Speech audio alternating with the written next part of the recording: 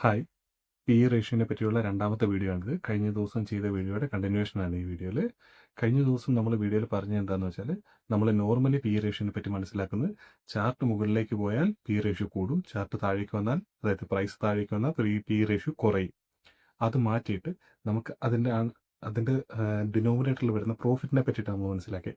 നമ്മളൊരു ഇൻവെസ്റ്റർ എന്ന രീതിയിൽ നമുക്ക് കമ്പനികളുടെ പ്രോഫിറ്റ് ആണ് നമുക്ക്, അല്ലെ കമ്പനിയുടെ ഗ്രോത്ത് ആണ് നമുക്ക് മനസ്സിലാക്കാൻ പറ്റുന്നത്, അല്ലെ അതിനനുസരിച്ചാണ് നമ്മൾ ഇൻവെസ്റ്റ് ചെയ്യുന്നത്.